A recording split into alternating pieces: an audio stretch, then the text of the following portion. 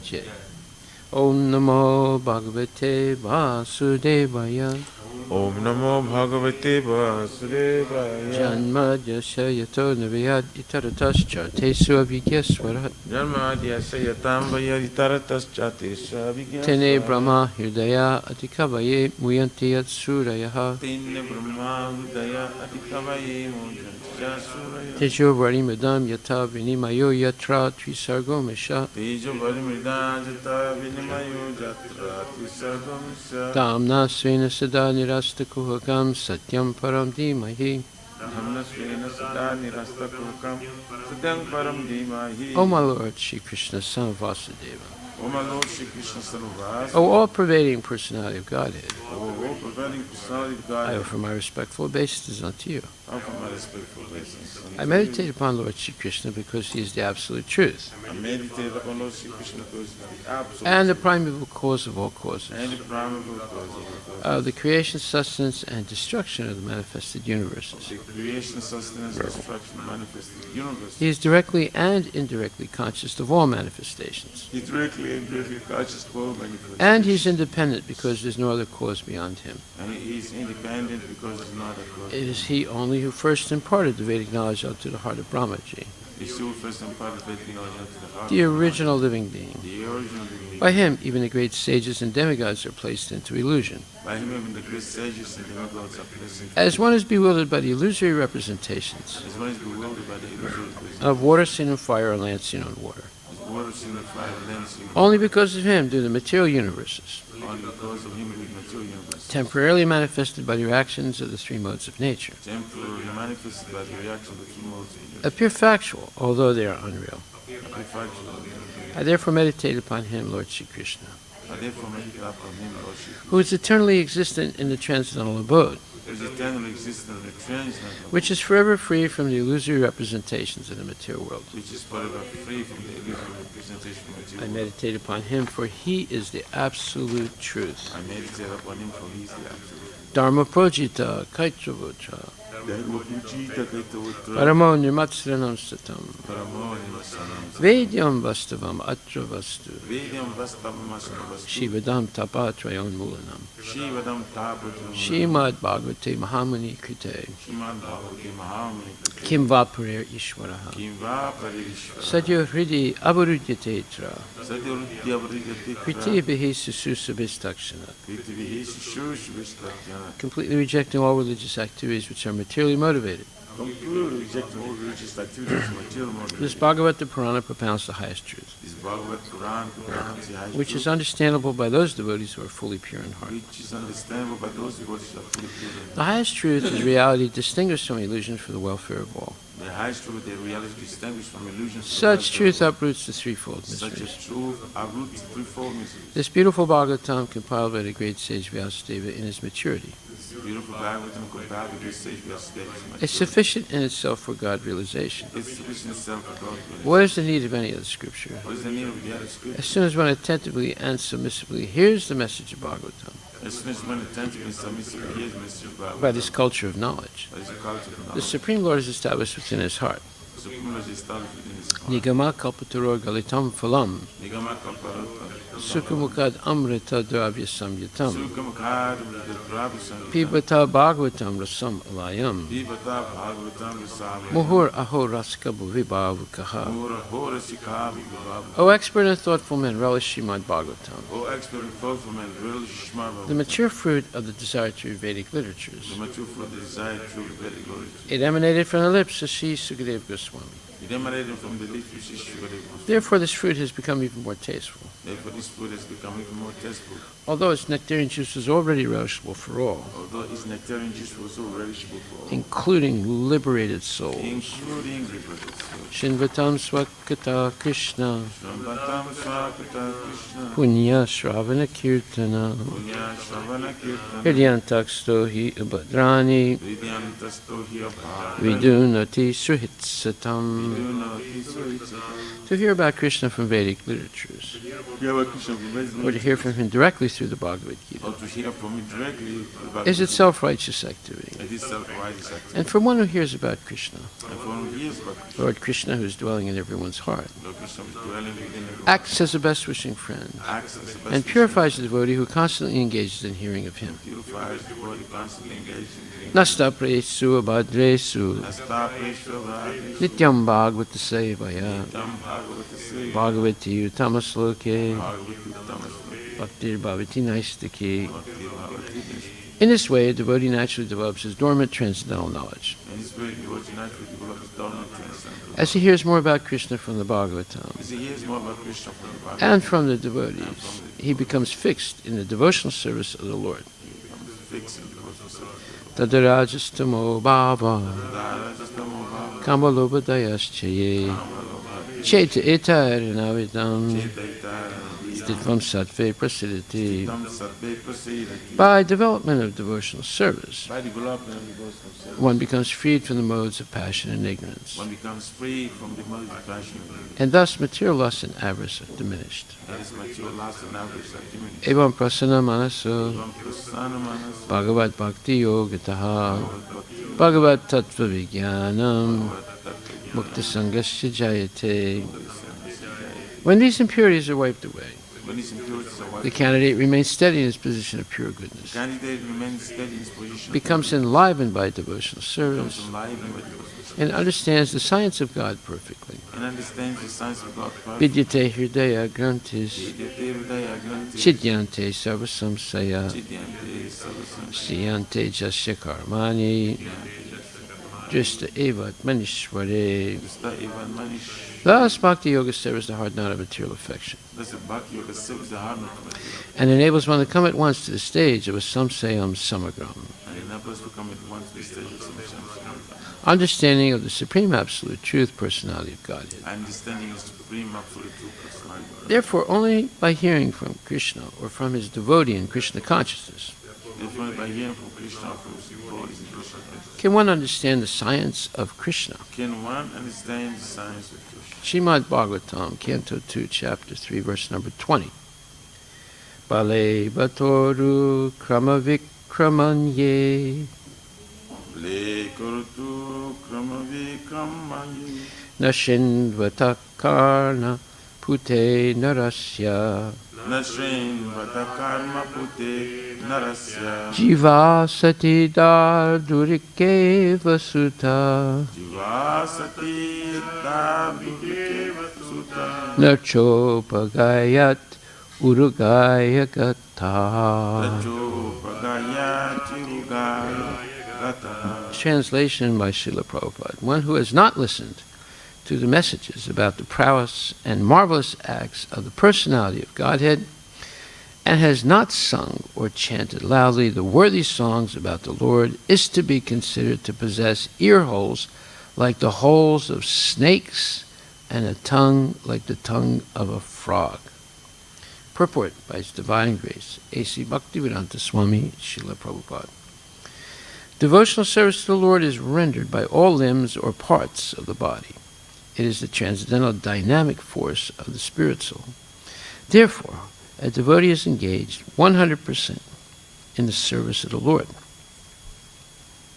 One can engage in devotional service when the senses of the body are purified in relation with the Lord, and one can render service to the Lord with the help of all the senses.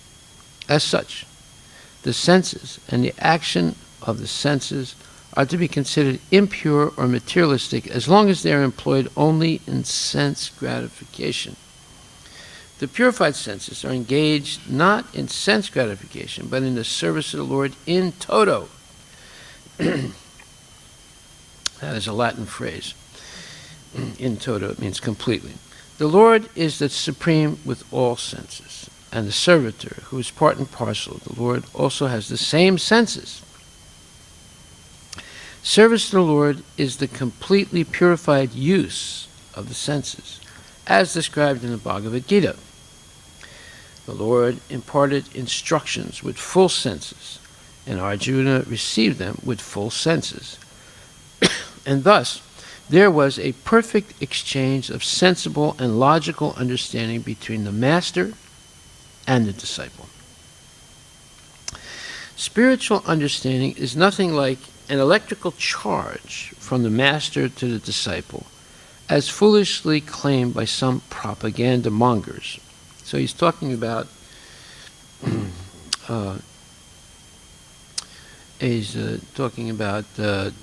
Vivekananda and his guru, who apparently gave him an electrical charge, and he gave him all his knowledge, and then and then the guru fainted, and and then Vivekananda became energized with spiritual knowledge. That whole episode is nonsense. It's in the biography of Vivekananda's guru, and people have become convinced that this is the real relationship between guru and disciple, but it's not. It's all nonsense. It's such a, like this electrical charge that electrifies the disciple with transcendental so-called knowledge. Okay. So this Paramahansa Ramakrishna is a nonsense, and his disciple Vivekananda is also a nonsense, although Vivekananda was a highly educated man. He knew the correct understanding of the Vedas, and he purposely gave the wrong understanding of the Vedas. He was a quintessential Mayavadi. And his guru was illiterate. He couldn't read or write, but his favorite trick was whenever anybody challenged him philosophically, he would go into a stage of samadhi.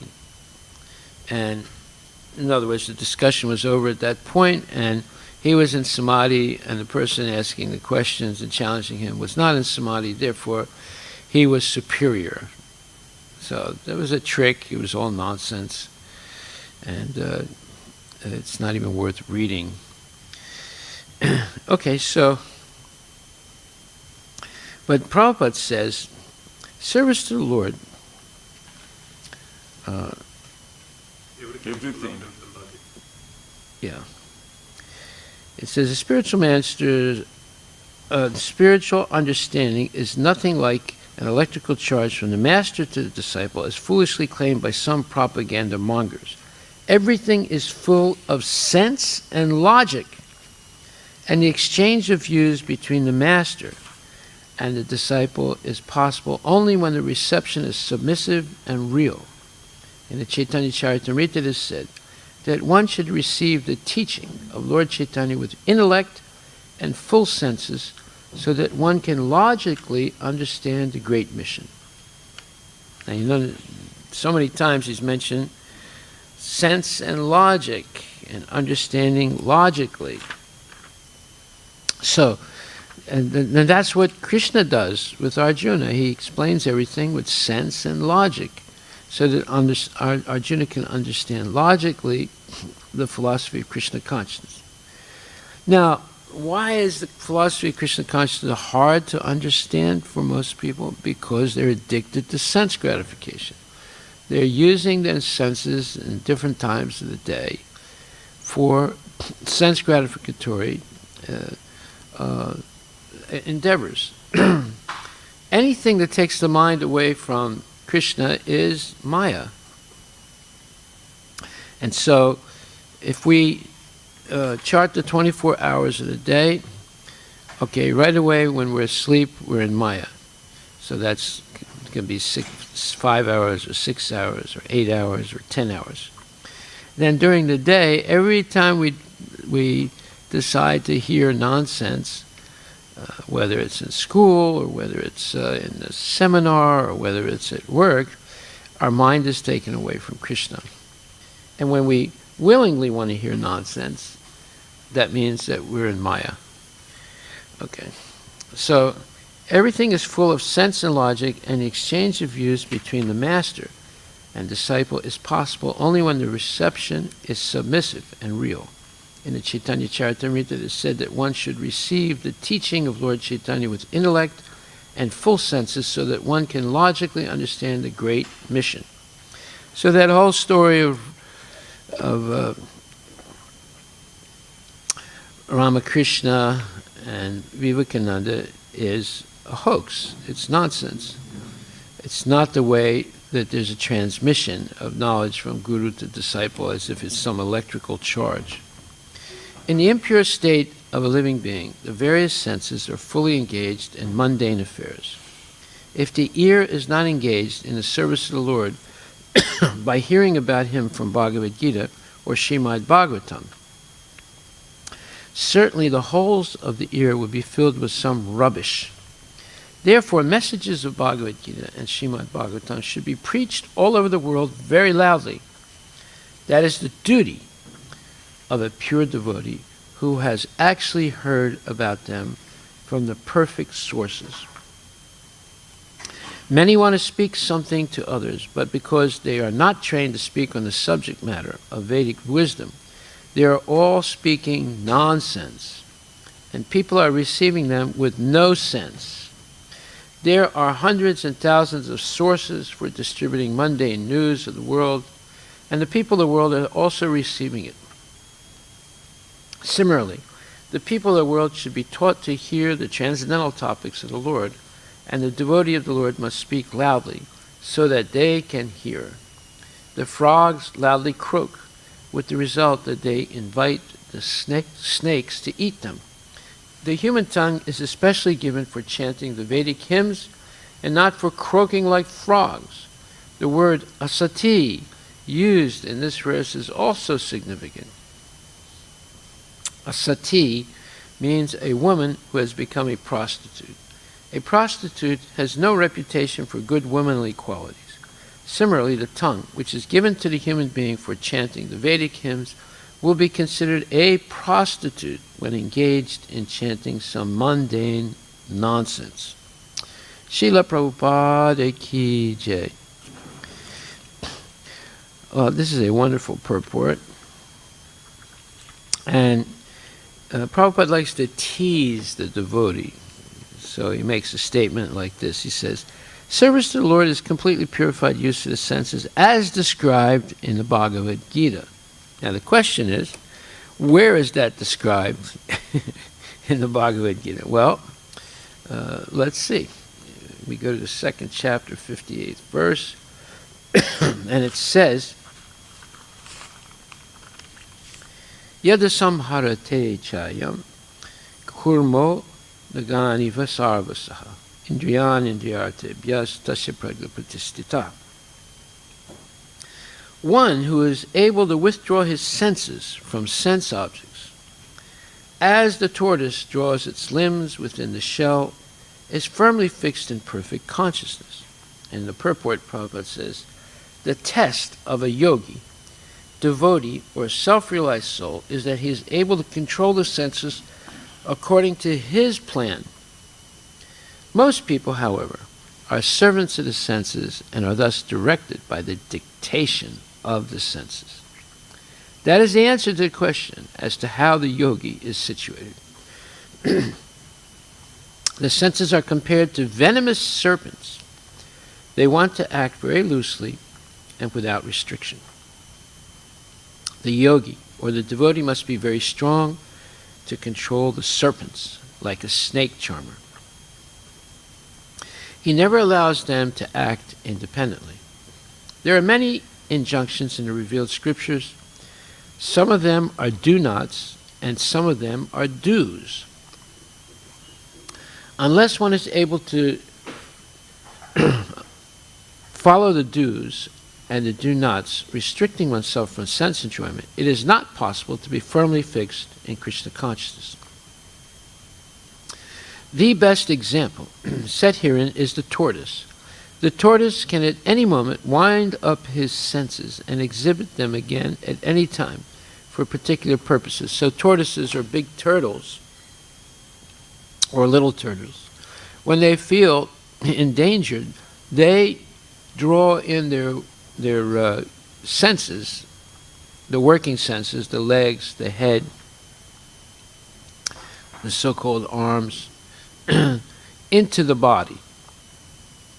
And therefore the animal that's attacking them has a hard time killing them because the senses have gone inside the carapace, or the big, very powerful shell of the tortoise.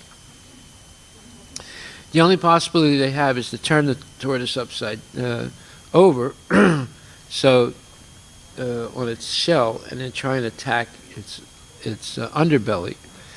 But even that is very hard, like the shell of the tortoise. Not quite as hard, but it's still hard.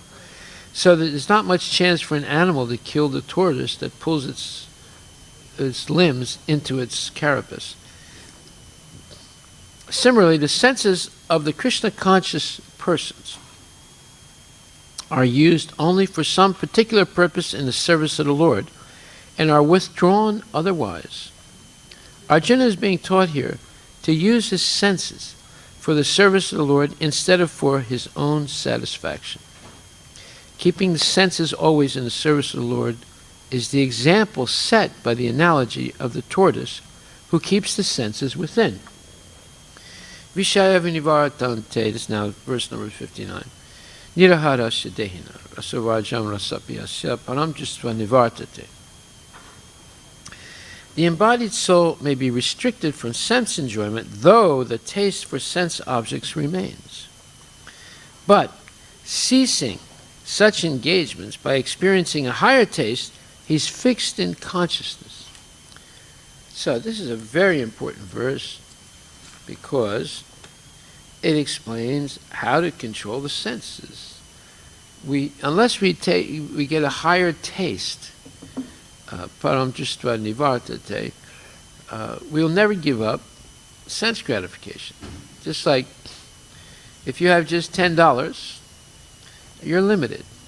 But if you have $1,000, that's 100 times $10. So even if you lose $10, you're not affected that much. And you feel much more secure with $1,000 than $10. In the same way, if we get this higher taste in Krishna consciousness, then we can give up sense gratification, or at least the gross type of sense gratification that's illicit and sinful, and just engage the senses in the service of Krishna, which gives us a higher taste. And then it says here, the process of restriction from sense enjoyment by rules and regulations is something like restricting a diseased person from certain types of eatables. The patient, however, neither likes such restrictions nor loses his taste for eatables. Similarly, sense restriction by some spiritual process like Astanga Yoga in the matter of yama, niyama, asana, pranayama, pratyahara, dharana, dhyana, and samadhi is recommended for less intelligent persons who have no better knowledge, but one who has tasted the beauty of the Supreme Lord, Krishna, in the course of his advancement in Krishna consciousness, no longer has a taste for dead material things. Therefore, restrictions are there for the less intelligent neophytes in the spiritual advancement of life, but such restrictions are only good until one actually has a taste for Krishna consciousness. When one is actually Krishna conscious, he automatically loses his taste for pale things.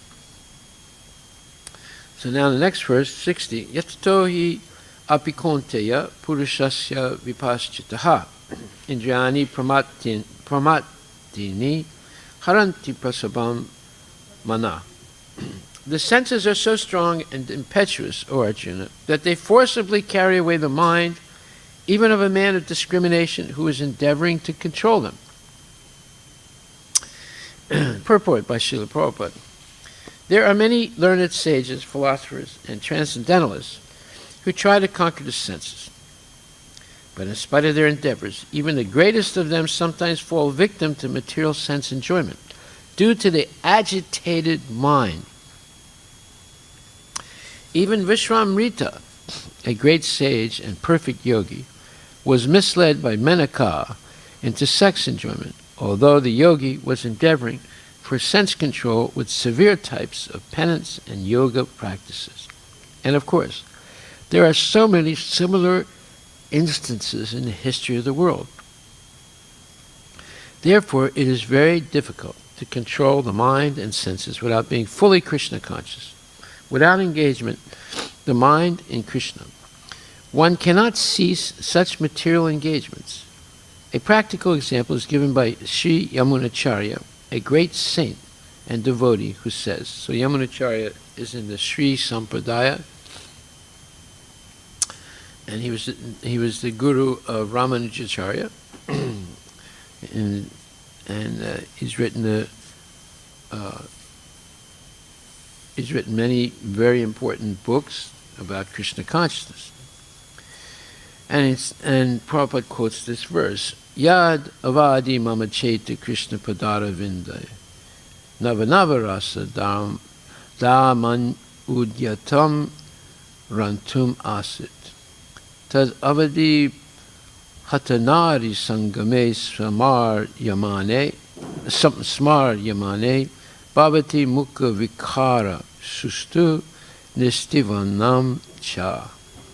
Since my mind has been engaged in the service of the lotus feet of Lord Krishna, and I have been enjoying an ever-new transcendental humor, whenever I think of sex life with a woman, my face at once turns from it, and I spit at the thought. Krishna consciousness is such a transcendentally nice thing that automatically material enjoyment becomes distasteful. It is as if a hungry man had satisfied his hunger by a sufficient quantity of nutritious food eatables. Maharaj Amrish also conquered a great yogi, Durvasa Muni, simply because his mind was engaged in Krishna consciousness. Savai mana Krishna padara vindayor vachamsi vaikunta gunar nuvarnane. And then text 61, Tani sarvani samyamya yukta asita matpara vasehi yasyanindriyani tasya pragna pratistita. So these are the verses that Prabhupada was referring to. And it says, one who restrains his senses, keeping them under full control, and fixes his consciousness upon me, is known as a man of steady intelligence. So this tease that he renders when he says service to the Lord is the completely purified use of the senses, as described in the Bhagavad Gita. Well, he's referring to this second chapter, especially this verse number 61. And in the 5th chapter also, which we'll read in a second, that the highest, purport, Prabhupada says, that the highest conception of yoga perfection is Krishna consciousness is clearly explained in this verse. And unless one is Krishna conscious, it is not at all possible to control the senses. As cited above, the great sage Durvasa Muni picked a quarrel with Maharaj Ambarish. And Durvasa Muni unnecessarily became angry out of pride, and therefore could not check his senses. See, that's the point. He became angry out of pride, and thus could not check his senses, couldn't control his anger, couldn't control his greed and envy. On the other hand, the king, although not, meaning Ambarish Maharaj, although not as powerful a yogi as the sage, but a devotee of the Lord, silently tolerated all the sage's injustices and thereby emerged victorious. That's the point. Silently tolerated all the sage's injustices and thereby emerged victorious. The king was able to control his senses because of the following qualifications as mentioned in the Srimad Bhagvatam 9.4 verses 18 to 20. Savai manak Krishna padara vindayor vachamsi vaikunta gunanuvarnane karo harir mandira marjana disu shutam chakar achyuta sat katodaye. So this is a very important verse. There's 3 verses, and it says, King Ambarish fixed his mind on the lotus feet of the word of Lord Krishna, engaged his words in describing the abode of the Lord, his hands in cleansing the temple of the Lord, his ears in hearing the pastimes of the Lord, his eyes in seeing the form of the Lord, his body in touching the body of the devotee, his nostrils in smelling the flavor of the flowers offered to the lotus feet of the Lord, his tongue in tasting the tulasi leaves offered to him, his legs in traveling to the holy place where his temple is situated, his head in offering obeisances unto the Lord, and his desires in fulfilling the desires of the Lord. And all these qualifications made him fit to become Matpara, devotee of the Lord. Matpara means in relation to the Lord. The word Matpara is most significant in this connection. How one can become Matpara is described in the life of Maharaj Ambarisha.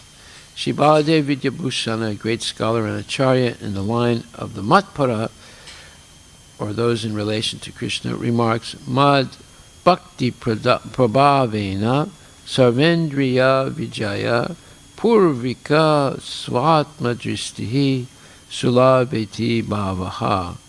The senses can be completely controlled only by the strength of devotional service to Krishna. Also, the example of fire is sometimes given. As a blazing fire burns everything within a room, Lord Vishnu, situated in the heart of the yogi, burns up all kinds of impurities. The Yoga Sutra also prescribes meditation on Vishnu and not meditation on the void. The so-called yogis who meditate on something which is not on Krishna platform simply waste their time in a vain search after some phantasmagoria, which means something illusory. We have to be Krishna conscious, devoted to the personality of Godhead. This is the aim of real yoga. Okay, so then if we go to the 5th chapter, verses 8, 9, 10, and 11, we have even more information. And so it says,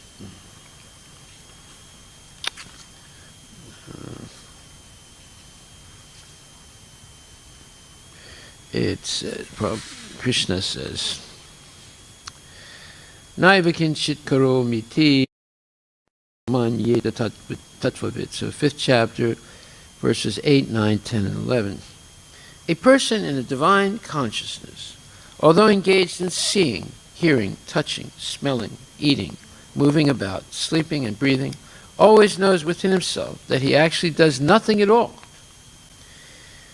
Because while speaking, evacuating, receiving, or opening or closing his eyes, he always knows that only the material senses are engaged with their objects, and that he is aloof from them.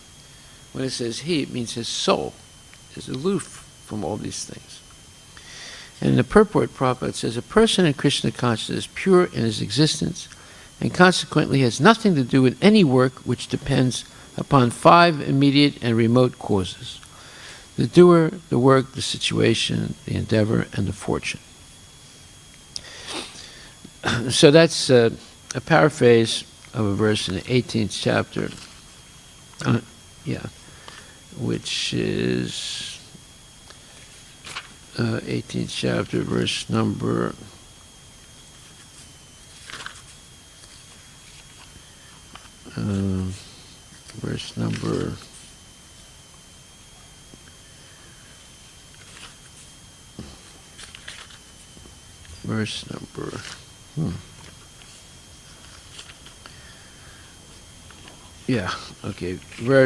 14, 18:14. Adhistanam tatakarta karanam cha pritagvidam vividascha pritakchista daiva chaivatra panchamam. The place of action, the body, the performer, the various senses, the many different kinds of endeavor, and ultimately the supersoul. These are the 5 factors of action. So here it says, a person in Krishna consciousness is pure in his existence and consequently has nothing to do with any work which depends upon 5 immediate and remote causes. The doer, well, that is the performer. And then the work, that is the endeavor. and the situation, that is the body, the place of action, and the endeavor, that's the senses,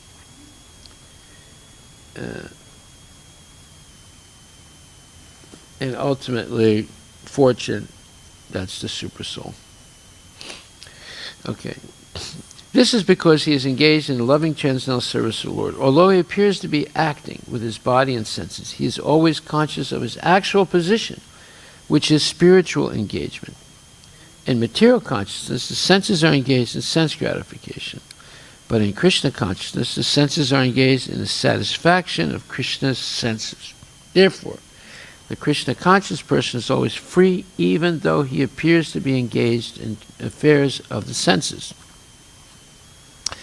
Activities, such as seeing and hearing, are actions of the senses meant for receiving knowledge, whereas moving, speaking, evacuating, etc., are actions of the senses meant for work. A Krishna conscious person is never affected by the actions of the senses. He cannot perform any act except in the service of the Lord, because he knows that he is the eternal servitor of the Lord. These are amazing verses and purports by Prabhupada. Then text 10.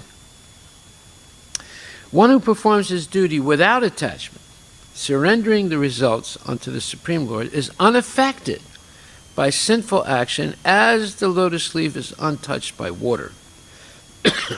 Here, Brahmani means in Krishna consciousness. The material world is a sum total manifestation of the three modes of material nature, technically called the pradhana. The Vedic hymns, Sarvam hi etad Brahma, Mandukya Upanishad 2, Tasmat etad Brahma nama rupam anam cha jayate, Mandukya Upanishad 1.2.10.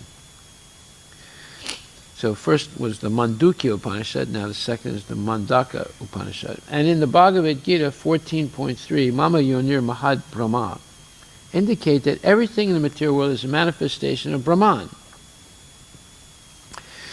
Okay, well, what does that mean? It's a manifestation of Krishna's energies. Right?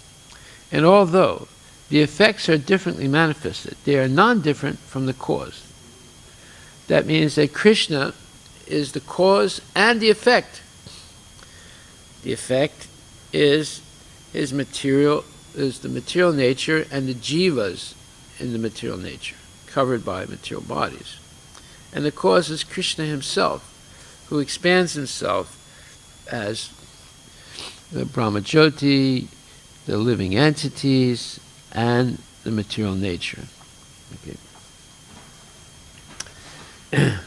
And although the effects are differently manifested, they are non-different from the cause. In the Ishopanishad it is said that everything is related to the Supreme Brahman. Ishavaisham idam sarvam jatkinja jagatyam jagat tena ptaktena punjitaha mahagritaha kashasvidanam. Mantra 1. It says that everything is owned and controlled by the Lord, because it's his own energies. One who knows perfectly well that everything belongs to Krishna, that he is the proprietor of everything, and that therefore everything is engaged in the service of the Lord, naturally has nothing to do with the results of his activities, whether virtuous or sinful. So that's, again, a paraphrase of the last verse of the 5th chapter. Bhuktaram yagitapasam sarvaloka maheswaram suridam sarvabhutanam yajgatvasantam richati. 29. Just make sure about this. Yes.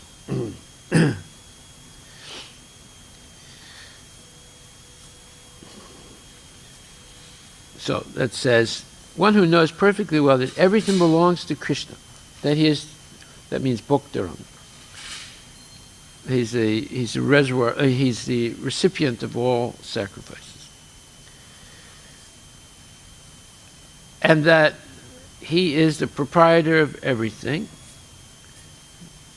Sarvaloka Maheshwaram, everything belongs to him, and that therefore everything is engaged in the service of the Lord.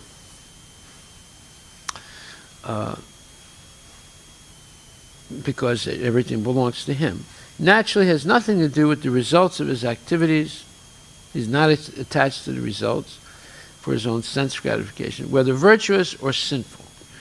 So when Arjuna kills his guru, Dronacharya, that is considered sinful. But he's not held responsible because he only acted under the order of Krishna. If he acts whimsically without following the order of Krishna, then he's responsible. One who knows perfectly well that everything belongs to Krishna, that he is the proprietor of everything, and that therefore everything is engaged in the service of the Lord, naturally has nothing to do with the results of his activities, whether virtuous or sinful. Even one's material body, being a gift of the Lord for carrying out a particular type of action, can be engaged in Krishna consciousness. It is then beyond contamination by sinful reactions. Exactly as the lotus leaf, though remaining in the water, is not wet. The Lord also says in the Gita 3:30, Mai sarvani karmani sannyasya. Resign all works unto me, Krishna. The conclusion is that a person without Krishna consciousness acts according to the concept of the material body and senses, but a person in Krishna consciousness acts according to the knowledge that the body is the property of Krishna and should therefore be engaged in the service of Krishna. And now the last verse, Kayana Manasa Buddhya. The yogis, abandoning attachment, act with body, mind, intelligence, and even with the senses only for the purpose of purification. And then the purport, Prabhupada says, when one acts in Krishna consciousness for the satisfaction of the senses of Krishna, any action, whether of the body, mind, intelligence, or even the senses, is purified of material contamination. There are no material reactions resulting from the activities of a Krishna conscious person. That means they're engaging in akarma. Therefore, purified activities, which are generally called sad-achara, can be easily performed by acting in Krishna consciousness. Srila Rupa Goswami in his Bhakti Rasamrita Sindhu 1.2.187 describes this as follows: Iha yasya harir dasya karmana manasajira akilasvapi avastasu jivan muktasa uchyate. A person acting in Krishna consciousness, or in other words, in the service of Krishna with his body, mind, intelligence, and words, is a liberated person even within the material world, although he may be engaged in many so-called material activities. Now this is a very important verse, but what is it doing? It's simply repeating what we read already, which was a description of Maharaj Ambarish, which was in the 2nd chapter, 61st verse, where he uses everything, mind, intelligence, body, senses, everything in the service of the Lord. A person acting in Krishna consciousness, or in other words, in the service of Krishna with his body, mind, intelligence, and words, is a liberated person even within the material world, although he may be engaged in many so-called material activities. He has no false ego, for he does not believe that he is this body, or that he possesses the body. He knows that he is not this body, and that this body does not belong to him. He himself belongs to Krishna, and the body too belongs to Krishna.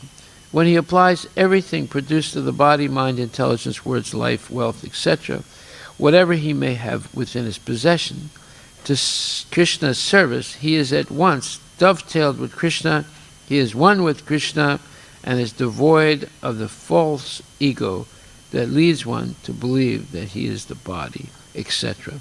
This is the perfect stage of Krishna consciousness. Srila Prabhupada ki jai. So, when Prabhupada teases us and he says, service to the Lord is the completely purified use of the senses as described in the Bhagavad Gita,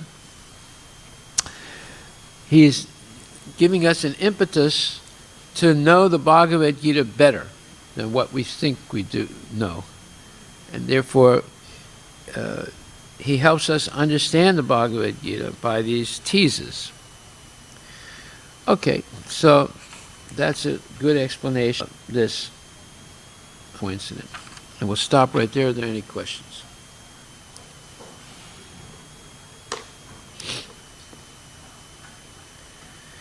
All right. All glories to Srila Prabhupada ki jai.